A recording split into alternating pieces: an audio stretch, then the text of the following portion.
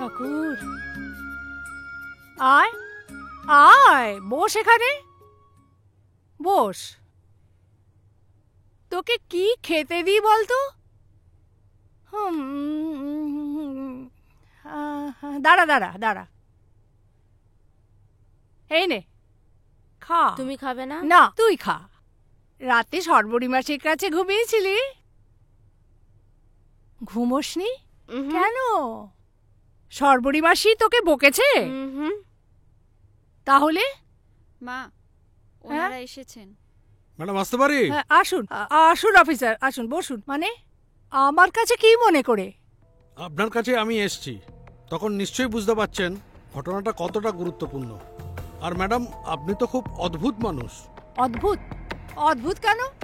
অদ্ভুত না, আপনি বলছেন সবাইকে শোধরাবেন, অথচ যাকে আমি নিয়ে গেছি 3rd ডিগ্রি তো দূরের কথা, 1st ডিগ্রি পর্যন্ত অ্যাপ্লাই করতে পারছি না। এই ব্যাপার? তাহলে ম্যাডাম বলুন আমি কিভাবে শোধরাবো? দেখুন অফিসার, আপনারা আপনাদের জেলখানার নাম রেখেছেন সংশোধনাগার।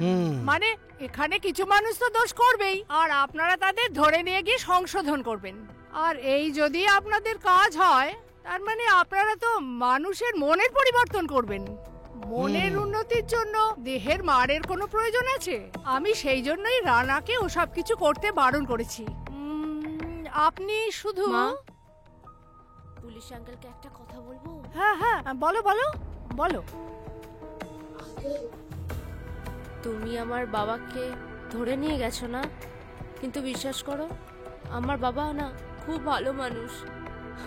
তুমি ওর বাবাকে মেরো না, মা ঠিক কথাই বলছে। কিন্তু তোর বাবা তো তোর মাকে মেরেছে, তোর বাবার শাস্তি হওয়া দরকার না? আমার বাবা তো আমার মাকে মারেনি, মেরেছে তো আমার দাদু। বাবার কারখানা বন্ধ হয়ে যাওয়ার পর দাদুকে না মদ খাওয়ার পয়সা দিতে পারতো না, সে কারণে দাদু এসে মাকে একটা লোকের কাছে যেতে বলেছিল। সে কি? আমার মা যাবে না বলেছিল বলে দাদু মাকে খুব মারে।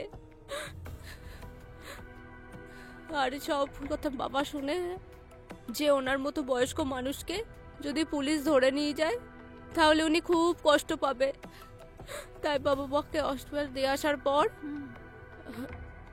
সবাইকে বলতে শুরু করলো আমি আমার বউকে মেরেছি। কিন্তু বিশ্বাস করো আমার বাবা খুব ভালো মানুষ। মা, আমি তোর বাবাকে নিজে গাড়ি করে পৌঁছে দিয়ে আসবো। না না অফিসার, ওনাকে এখানে নিয়ে আসুন, আমার একজন লোকের দরকার। তা বুঝতেই তো পারছেন, এইরকম লোক এখানে থাকলে একটা সংস্থার উন্নতি হয় বই কি। আচ্ছা ম্যাডাম। ঠিক আছে। তুমি খুশি তো? খুব খুশি।